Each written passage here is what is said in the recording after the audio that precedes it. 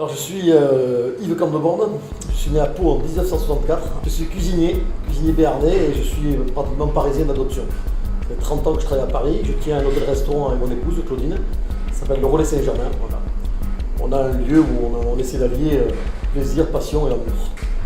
Alors mon lien avec le Pays Basque, d'abord il est familial, parce que j'ai ma marraine, la sœur de papa, qui vit ici à Saint-Jean-de-Luz.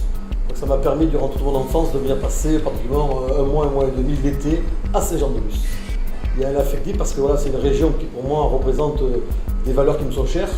Voilà, j'ai des valeurs de tradition, des valeurs humaines, de respect, et surtout après voilà, il y a une ambiance et je dirais un climat qui me convient. Pour moi, les émotions sportives, c'est une émotion très particulière, parce que c'est une émotion sportive que j'ai eue dans une cuisine.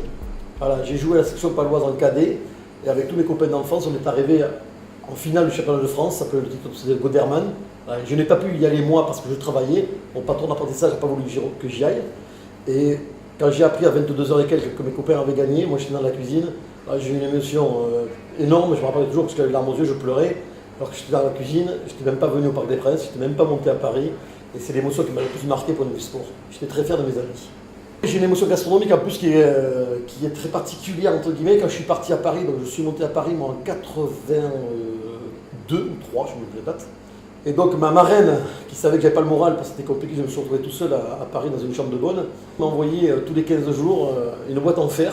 C'est les macarons de chez Adam. Voilà. Et quand j'ai reçu cette boîte, voilà, c'était un peu pour moi un peu l'éclaircie, l'éclaircie, le plaisir, ça sentait le pays, ça sentait mes racines, ma famille, une région. Et donc je me faisais un malin plaisir de manger mes macarons tout seul dans ma chambre de bonne. Et c'est un goût, c'est quelque chose qui m'est resté. Et d'ailleurs quand je vais à Saint-Jean-de-Luz régulièrement maintenant, je remonte toujours avec ma boîte de macarons. Et j'ai encore les boîtes en fer à la maison où on stocke le sucre. Voilà, c'est une émotion gastronomique particulière, mais c'est l'une de mes premières vraies émotions quand j'ai goûté quelque chose, où j'ai vraiment pris le temps de le déguster, le temps de le comprendre, le temps de me dire, tu as la chance de connaître ça. Une émotion culturelle qui est quand même assez festive, qui m'a marqué, parce que par rapport à la vie associative, c'est que j'ai la chance de connaître un peu Martine Berazzategui, qui est 2 étoiles Michelin à Saint-Sébastien. Et un jour, Martine m'a convié dans son association, le jour de la Saint-Sébastien. Voilà. C'est que tous les métiers de bouche descendent dans la rue en tenue de travail. Et donc tout le monde a un petit tambour.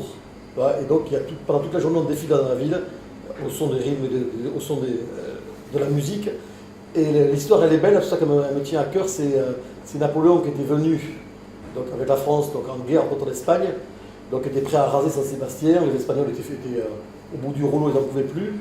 Et l'histoire dit que tous les métiers de bouche sont regroupés autour du camp de Napoléon, et toute la nuit, les cuisiniers avec les casseroles, les boulangers avec les rouleaux à pâtisserie ont fait du bruit pour empêcher les soldats de Napoléon de dormir. Il s'avère que le lendemain ils étaient fatigués et les Espagnols les ont battus. Donc il y a un hommage voilà, de tous les métiers de bouche, voilà. Et je l'ai vécu avec eux en interne et je me suis rendu compte voilà, que c'était quelque chose pour eux de très important et ils en étaient très très fiers. Alors pourquoi j'ai décidé de devenir partenaire de l'agence Le Cercle? Parce que je suis pour l'évolution, je suis pour la création.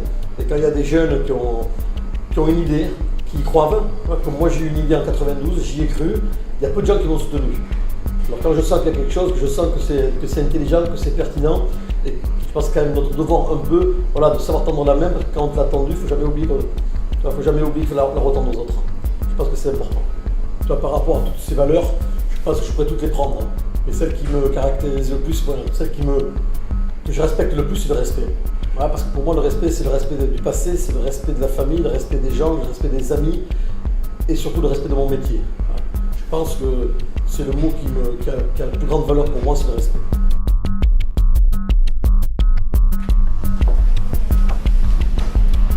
Rejoignez-nous dans le cercle.